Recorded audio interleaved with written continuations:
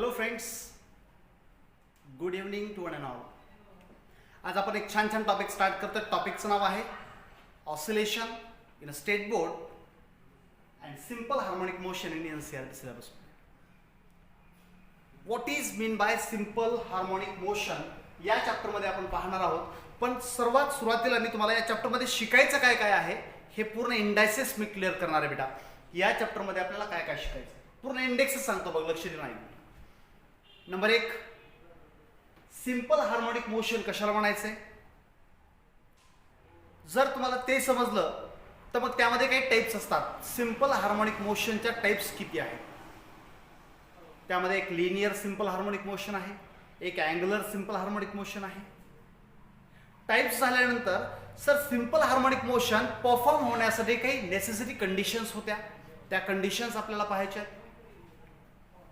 त्या कंडिशन झाल्या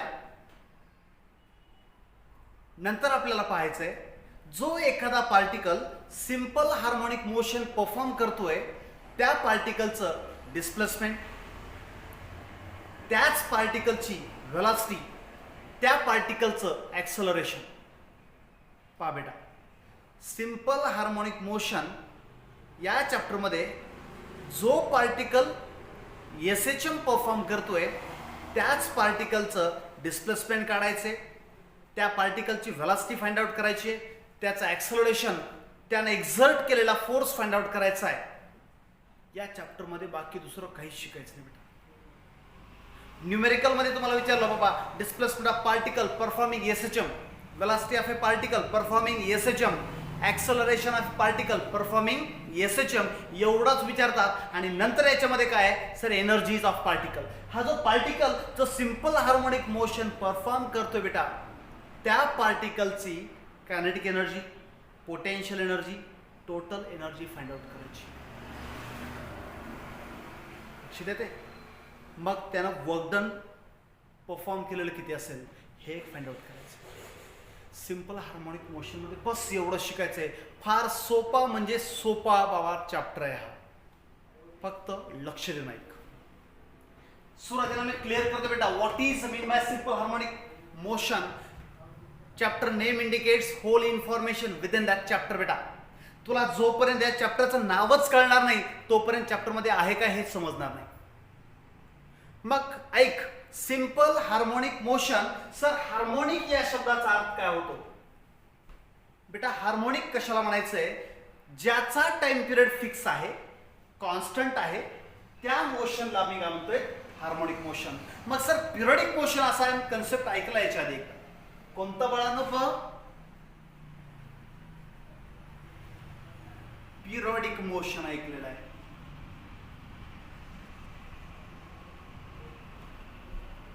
बेटा हार्मोनिक कडे येतोय पण आधी सांगतो पिरियडिक मोशन कशाला म्हणायचं. It is the type of motion in which movements of molecules or body or object repeat itself in a equal interval of time.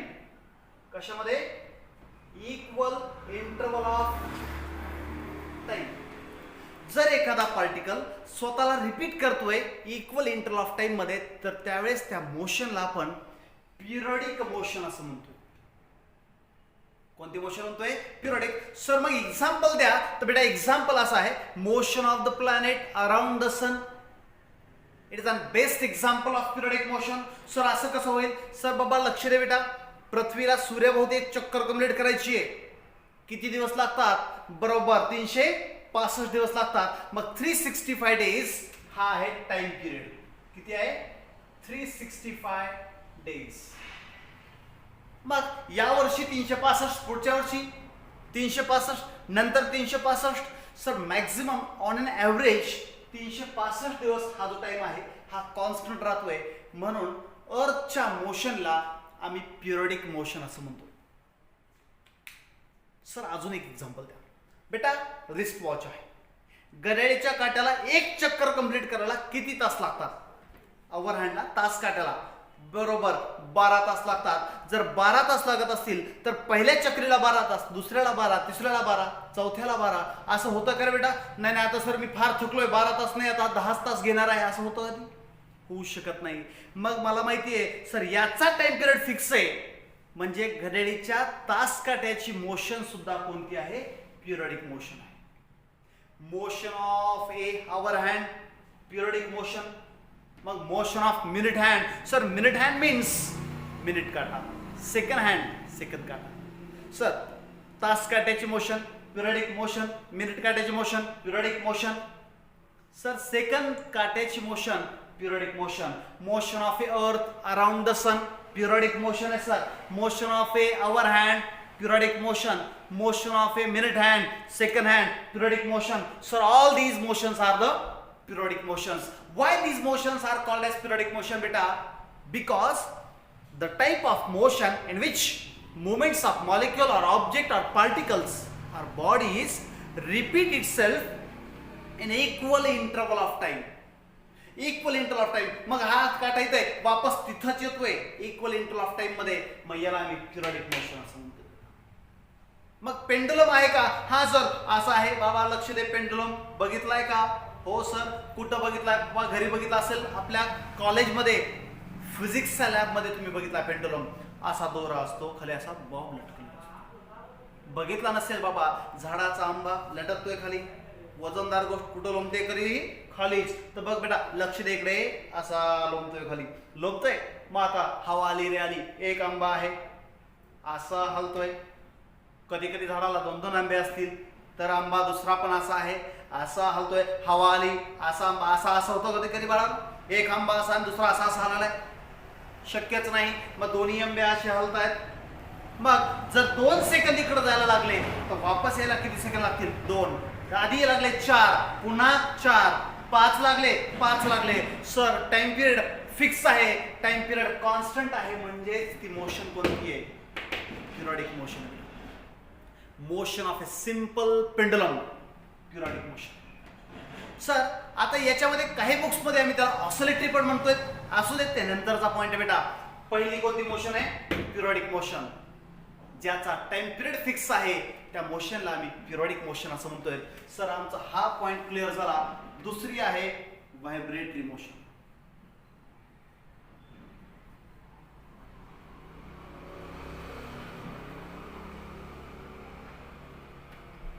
पहा बेटा, व्हायब्रेटरी मोशन्स कशाला म्हणतो?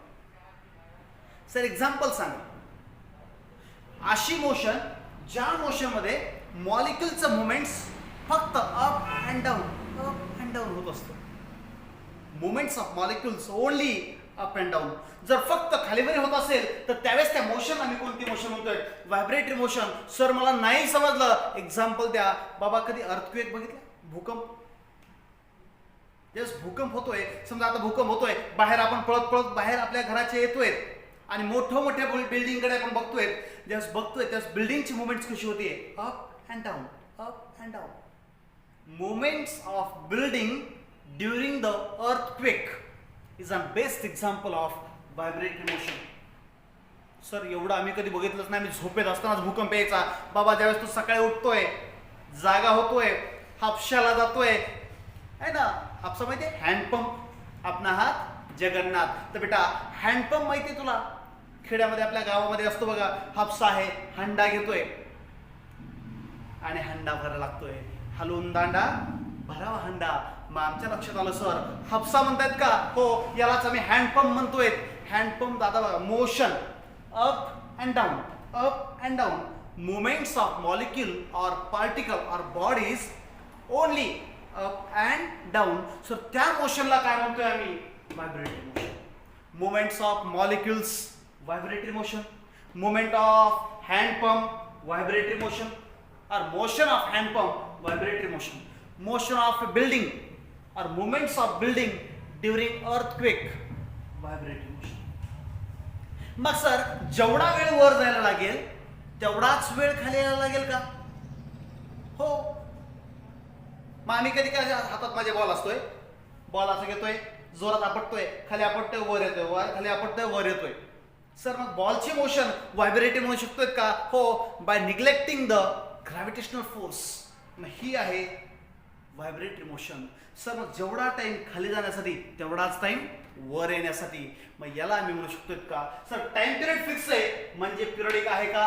हो. मग sir all vibratory motions are periodic motions, but all periodic motions are not vibratory motions. जेवढ्या vibratory आहेत त्या पिरियडिकच असतात का? जेवढा वरी तेवढाच खाली, एकदा वरी एकदा खाली, टाइम सेम आहे, टाइम फिक्स असेल तर पिरियडिक आहे. पण व्हायब्रेटरी मोशन मध्ये लक्षात ठेवायचं फक्त पार्टिकल कुठं होणार आहे? खाली वरी, खाली वरी, खाली वरी. All vibratory motions are periodic motions, but all periodic motions are not vibratory motions. असं का? सर पृथ्वी कशी आहे? गोल. फिरती पण कशी? गोल गोल गोल. आम्हाला माहिती आहे व्हायब्रेटरी मध्ये फक्त कसा असायला पाहिजे? खाली आणि वरी.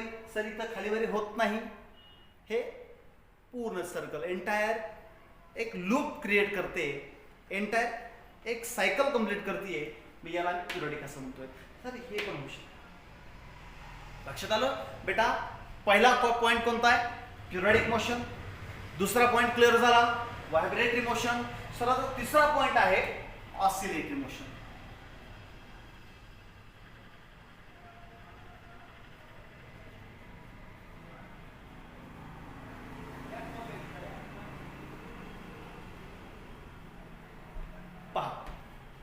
ऑसिलेटरी मोशन्स कशाला म्हणतोय? आधी आपण बघितलं होतं जर पार्टिकल फक्त अप अँड डाऊन करत असतील तर त्यावेळेस त्या मोशनला आपण काय म्हणतोय? Vibratory motion. कोणती motion? Vibratory motion.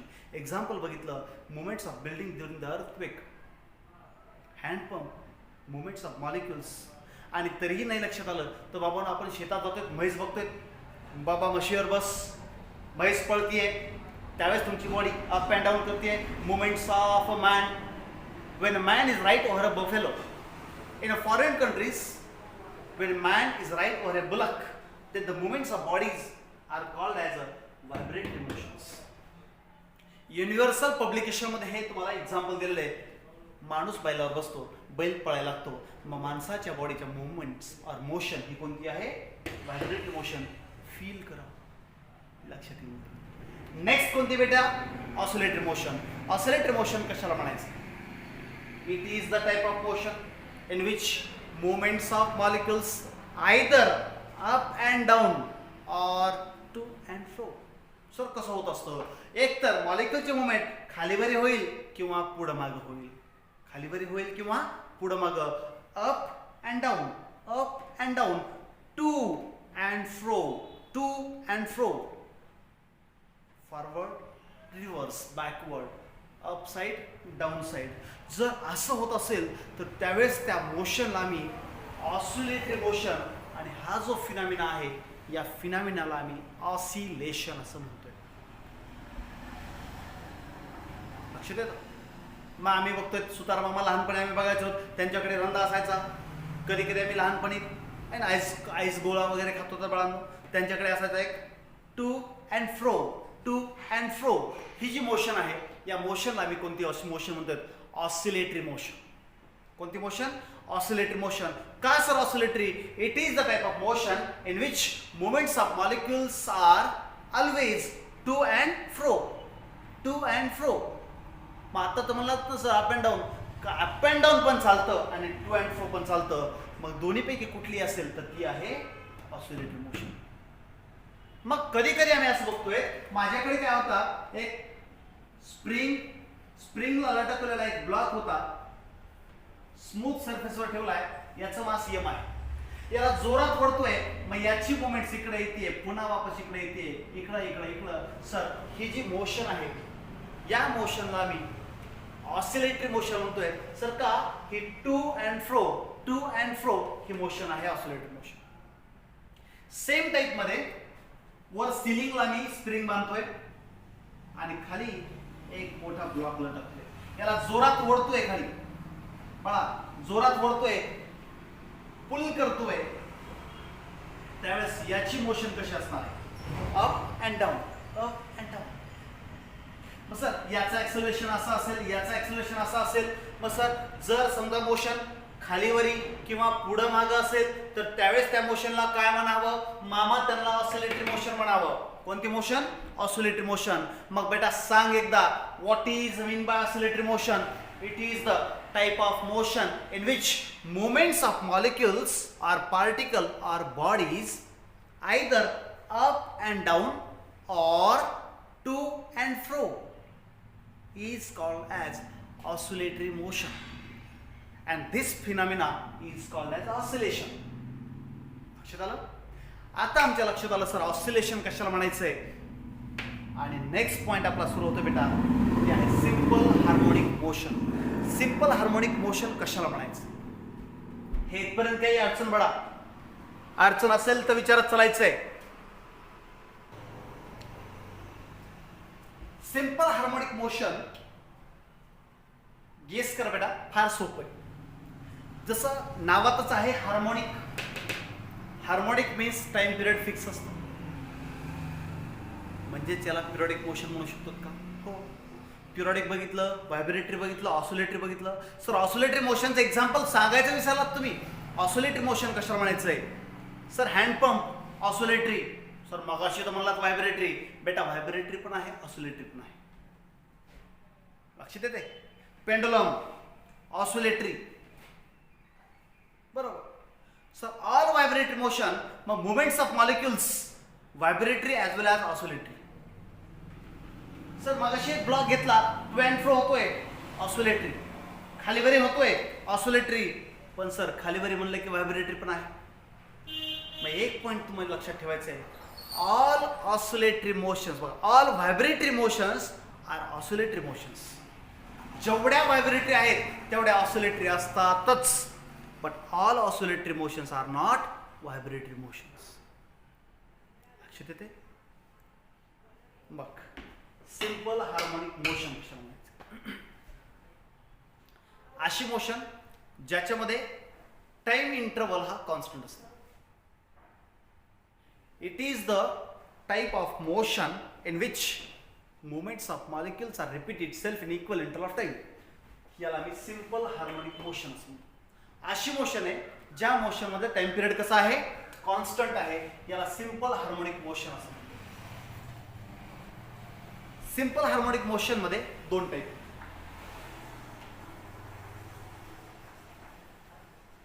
Types of SHM बेटा.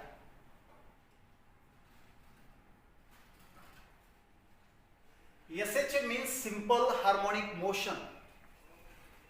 याच्यामध्ये दोन टाइप होते. नंबर एक होता linear SHM,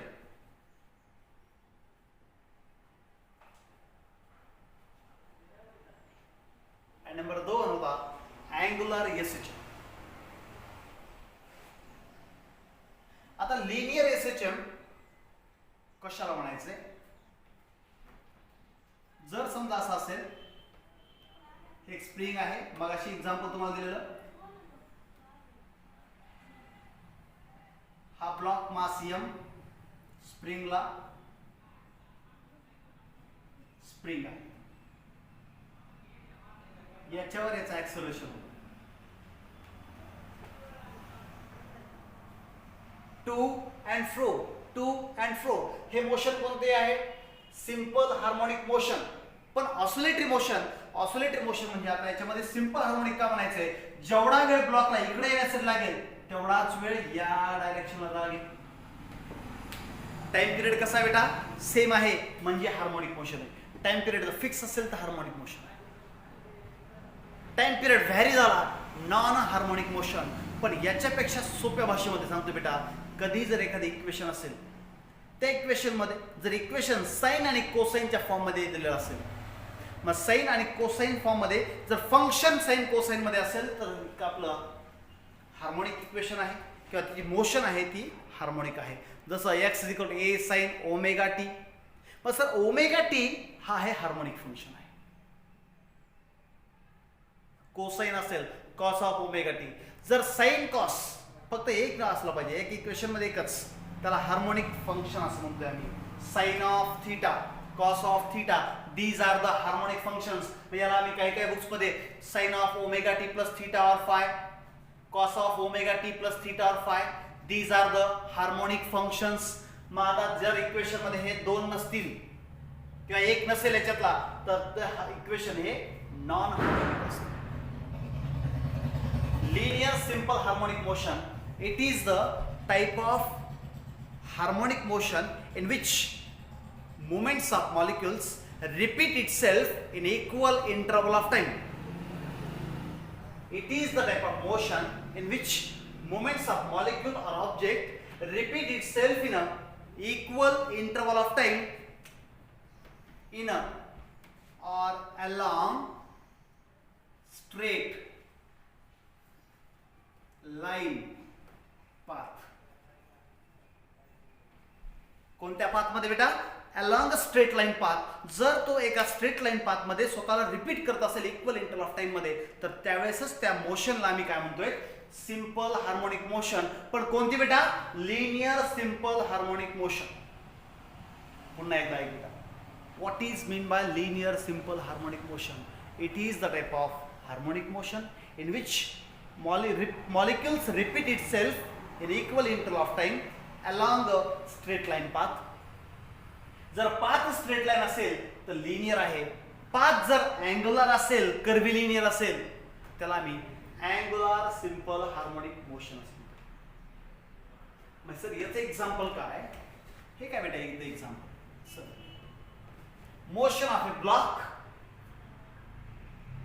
with the spring along the horizontal surface or on the horizontal surface. हे जे ब्लॉकला आपण लटकलेलं आहे स्प्रिंगच्या सहाय्याने, हे जे एक्झाम्पल आहे हे कोणाचं आहे?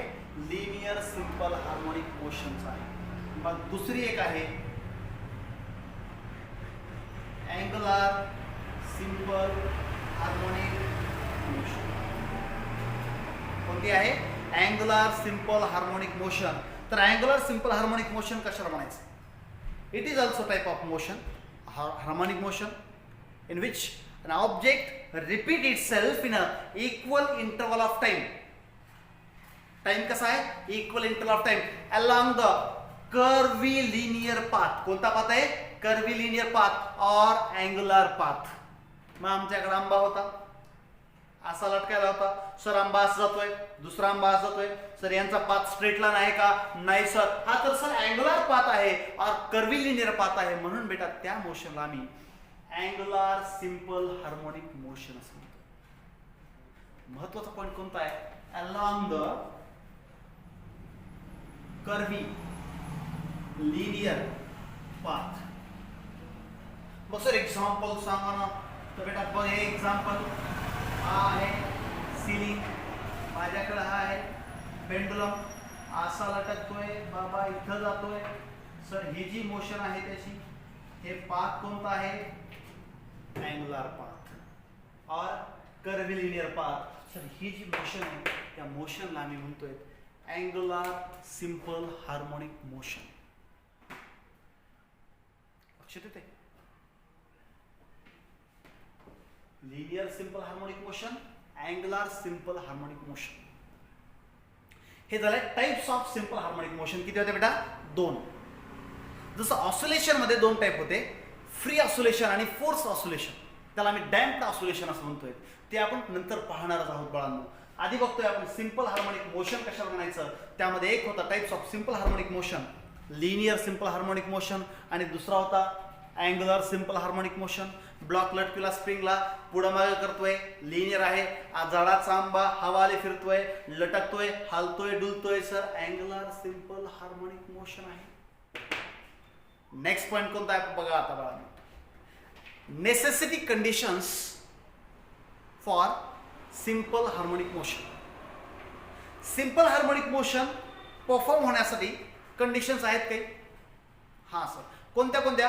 पहिली कंडिशन आहे या पार्टिकलची, या ऑब्जेक्टची, या बॉडीची, या आंब्याची, या बॉबची ही मोशन ही कशी असली पाहिजे? परफेक्टली ऑसिलेटरी असली पाहिजे. नंबर एक condition, the motion must be oscillatory. What are the necessary conditions? Number one is the motion must be oscillatory. हे बेटा इथं इम्पॉर्टंट आहे. मोशन कशी पाहिजे, ऑसिलेटरीच पाहिजे. नंतर दुसरा पॉइंट, ऍक्सलरेशन और फोर्स हा डायरेक्टली प्रोपोर्शनल असतो तुमच्या डिस्प्लेसमेंट सोबत. जेवढा बघा फोर्स वाढेल तेवढं डिस्प्लेसमेंट वाढेल.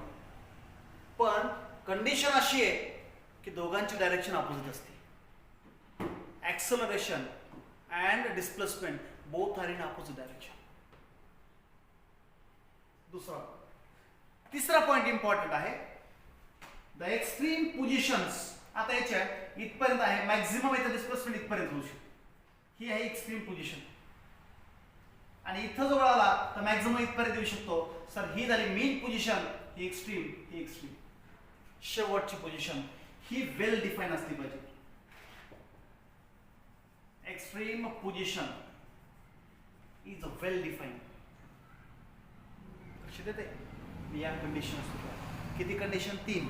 पहिली कंडिशन कोणती, the motion must be oscillatory असली पाहिजे. दुसरी कंडिशन, फोर्स और acceleration is directly proportional displacement but both are in a opposite direction. Okay. Third condition, the extreme position is well defined. ह्या झाल्या necessary conditions to perform the simple harmonic motion. आता याच्यामध्ये linear simple harmonic motion आणि angular simple harmonic motion मध्ये आणखीन एक point महत्वाचा आहे बघा. तो पॉइंट कोणता पहा. लिनियर सिंपल हार्मोनिक मोशन मध्ये लिनियर फोर्स असतोय आणि अँग्युलर सिंपल हार्मोनिक मोशन मध्ये अँग्युलर फोर्स असतो. मग आता हा लिनियर फोर्स कसा, F proportional to x असतो. आता सांगितलं. दुसरी condition, force is directly proportional to displacement or acceleration is proportional to displacement. मग याला असं म्हणू शकतो A proportional to x. Sir acceleration and force.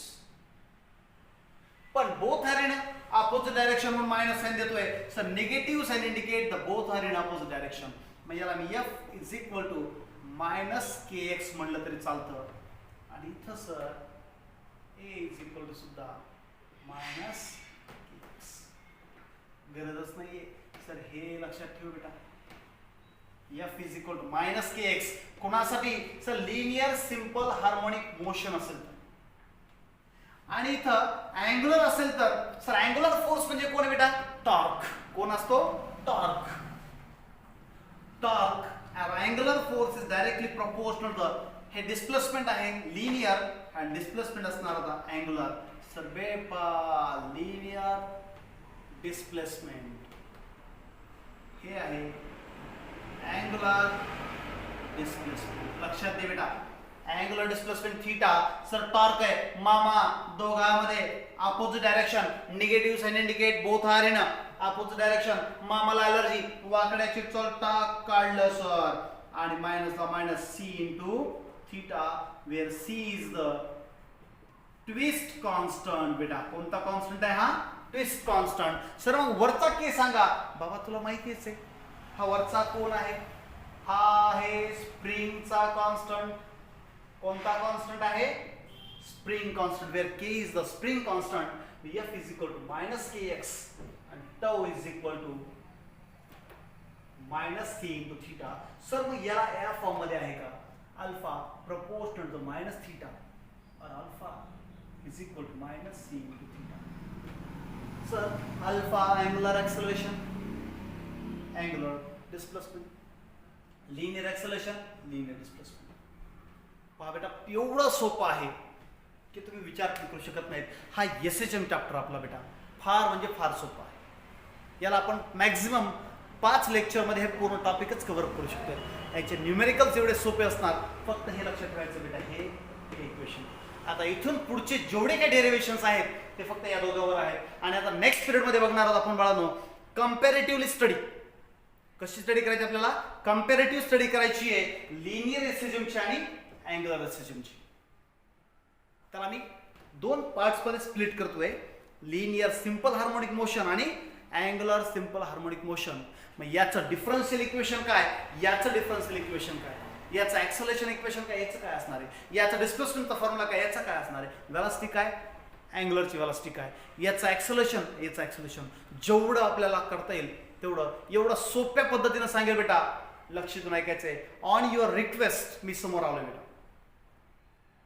आपले जे लेक्चर्स ह्याच्या आधी ऑसिलेशनवर और सिम्पल हार्मोनिक मोशनवर मी काही टाकले होते, त्या लेक्चर्समध्ये काही लेकरांचं असं म्हणणं आलं की सर न्यूमेरिकल्स छान जमतायत पण तुम्ही समोर पाहिजेत. तर बेटा मी समोर आहे आता, लक्ष दे. पण तुझा स्कोर वाढला पाहिजे, बूस्ट करायचं आहे. दरवर्षीप्रमाणे याही वर्षी रिझल्ट YPCचाच आहे, लक्षात ठेवायचे. आणि पुढच्याही वर्षी रिझल्ट आपलाच असणार आहे, कारण तुमच्यासारखे सोन्यासारखे लेकरं माझ्याकडे आहेत आणि मला अभिमान आहे तुमचा बाळांनो. लक्षात ठेवा, कमी पडायचं नाही. जिथं तुम्हाला वाटल की मी कमी पडतोय, देशमुख सर थोडंसं आम्हाला काहीतरी सांगा, अशी टेक्निक सांगा की आमची अजून स्टडी बूस्टअप झाली पाहिजे. बेटा वेळोवेळी मी आहे तुमच्यासोबत, कधीही लक्षात ठेवा. टेन्शन आलं सर टेन्शन येते बेटा, असं काही भारी सांगेल ना बेटा तुला की तुझा असं जोश पहिल्यापेक्षा बेस्ट होईल. हे लॉकडाऊनचा पिरियड जसा आहे एवढा वेळ कुणालाच मिळत नाही, तुम्हाला मिळाला बेटा. याचं सोनं करायचं आहे आणि ज्याच्यासाठी तुम्ही आपल्या इकडं माझ्याकडे YPCकडे आलात ते स्वप्न पूर्ण करायचं आहे आणि त्याच्यासाठी सुरुवात करायची आहे. जरी तू बेटा आजपर्यंत सुरुवात केली नसशील तर आज अजूनही वेळ गेलेली नाही आहे. आज सुरुवात कर. आणि अडचण आली की आठव, YPC सोबत कधीही तुमचे आहे. तुम्ही फक्त आठवण काढा आणि अभ्यासाला मात्र कमी पडायचं नाही. नेक्स्ट लेक्चरमध्ये आपण कंपॅरेटिव्ह स्टडी, लिनियर SHM आणि अँग्युलर SHM पाहणार आहोत. तोपर्यंत स्टे होम, स्टे सेफ. घरी राहा, सुखी राहा. थँक्यू बेटा.